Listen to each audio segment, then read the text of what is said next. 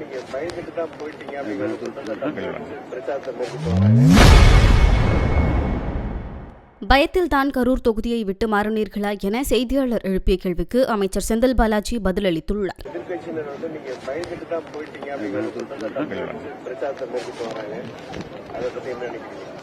கரூர்ல இருந்து அரவக்குறிச்சி போனப்ப என்ன பயந்துட்டு போனோமான்னு தலைமை என்ன சொல்கிறது, எங்களுடைய தலைவர் என்ன கட்டளை இடுகிறாரோ அதை செயல்படுத்த வேண்டியதுதான் ஒரு தொண்டனாக என்னுடைய பணியாக நான் கருதுகின்றேன். என் வாழ்நாளில் தலைவர் சொல்லுகின்ற பணிகளைத்தான் செய்வேன். எந்த இடத்திலும் போய் எனக்கு இது வேண்டும் என்று ஒருபோதும் நான் தலைவரிடத்தில் கேட்க மாட்டேன். தலைவர் இடுகின்ற கட்டளையை நான் செயல்படுத்துவேன்.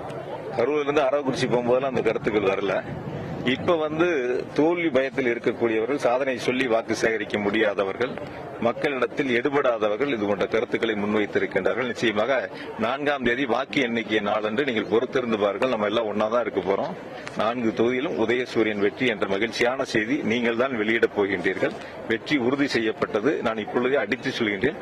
கரூர் தொகுதி 50,000 வாக்குகள் வித்தியாசத்தில் ஒரு மகத்தான வெற்றி பெறும். இல்ல, நான் இப்பதான் சொன்னேன், எங்களுடைய தலைவர் என்ன கட்டளை எடுக்கிறாரோ அந்த கட்டளை செய்வோம். கடந்த முறை இருந்த பொழுது கரூர்ல இருந்தா அப்ப அரவக்குறிச்சி நில்லுங்கன்னு சொன்னாங்க. நம்ம அரவக்குறிச்சி அப்ப நிக்கக்கூடிய ஒரு சூழல் ஏற்பட்டது. அங்கேயும் போய் நம்ம ஜெயிச்சோம். இந்த முறை நம்ம கரூர்ல இருந்தா கோயம்புத்தூர்ல நில்லுங்கன்னு எங்க தலைவர் எனக்கு கட்டளை இருக்கின்றார். அந்த தலைவருடைய கட்டளை ஏற்று நாங்கள் அங்கே களப்பணியை இருக்கின்றோம். என்னை பொறுத்தவரை கரூரும் கோவையும் இரு கண்களை போல. செய்திகளை உள்ளது உள்ளபடி தெரிந்து கொள்ள ரெஃப்ளெக்ட் நியூஸை சப்ஸ்கிரைப் பண்ணுங்க.